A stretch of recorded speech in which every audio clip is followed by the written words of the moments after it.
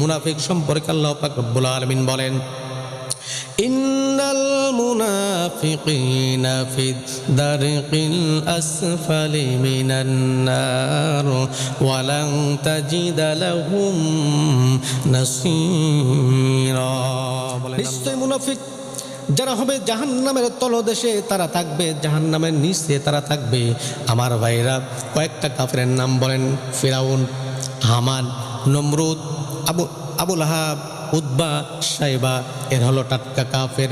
এই কাফের বেঈমান মুশরিকরা থাকবে জাহান্নামের উপরে।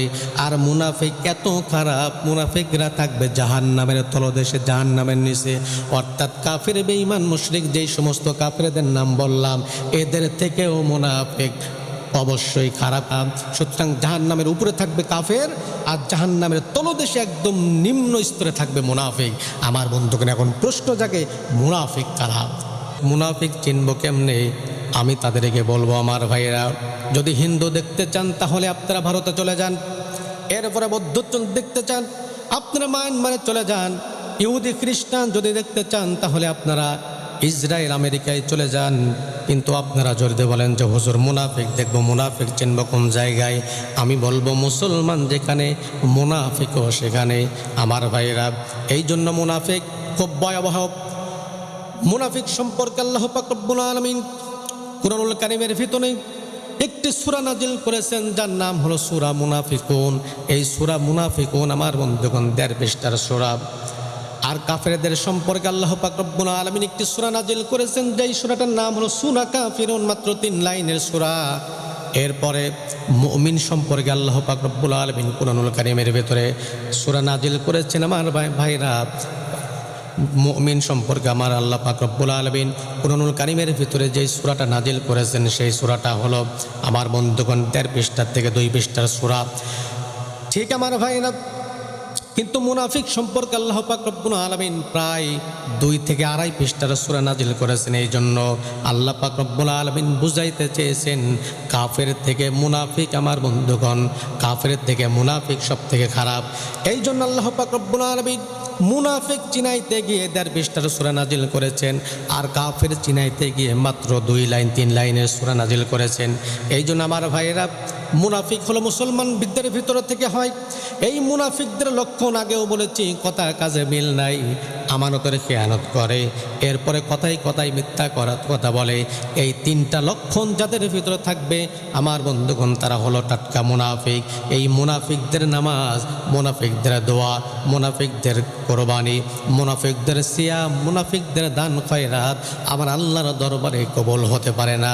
আমার ভাইয়েরা, এই সম্পর্কে আল্লাহ পাক রব্বুল আলামিন বলেছেন, মুনাফিকদের নামাজ কেমন ভাবে কবুল হয় না খেয়াল করেন। মদিনার ভিতরে সব থেকে টাটকা একজন মুনাফিক ছিল, নাম হলো আব্দুল্লাহ ইবনে উবাই ইবনে সুলুল। এই আব্দুল্লাহ উবাই ইবনে সুলুল মদিনার ভিতরে আমার ভাইরা, আপনাদের এই এলাকার ভিতরে একটা ব্যক্তিকে আপনি দেখান তো দেখি, যে নিজের অর্থে 1000 মসজিদ তৈরি করেছে। 1000 মসজিদ তৈরি করেছে এমন ব্যক্তি নাই। কিন্তু আব্দুল্লাহ ইবনে উবাই ইবনে সুলুল নিজ অর্থে নিজের টাকা দিয়ে মদিনার ভিতরে 1000 মসজিদ নির্মাণ করেছিলেন। আমার ভাইরা, শুধু তাই নয়, এই আব্দুল্লাহ ইবনে উবাই ইবনে সুলুল জীবনে 1000 বার হজ করেছেন।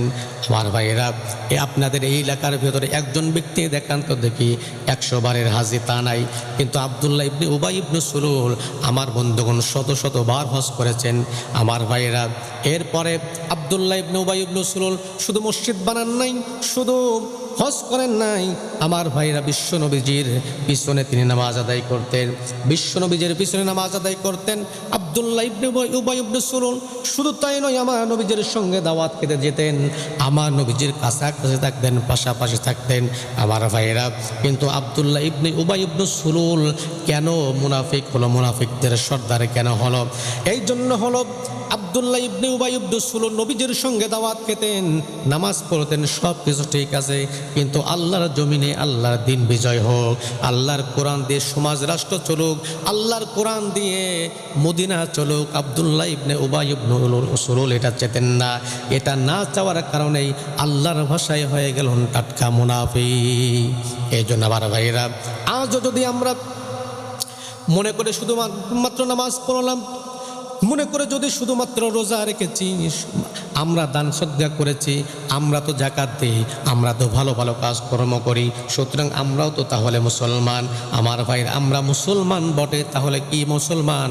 মুনাফিক মার্কা মুসলমান। আব্দুল্লাহ ইবনে উবাই ইবনে সুলুল নামাজি কম ছিলেন না।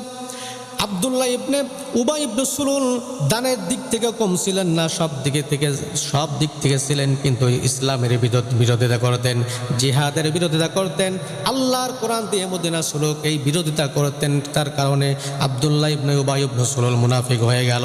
আমার ভাইরা, আজও যারা আমরা নামাজ পড়ি, রোজা রাখি, যাকাত দেই, হজ করি, দান খয়রাত করি, আমার ভাইরা, আমরা যদি আল্লাহর কোরআন দিয়ে সমাজ রাষ্ট্র পরিচালনা হোক, এটা যদি না চাই, তাহলে আব্দুল্লাহ ইবনে উবাই ইবনে সুলুল যা, আমরাও তা।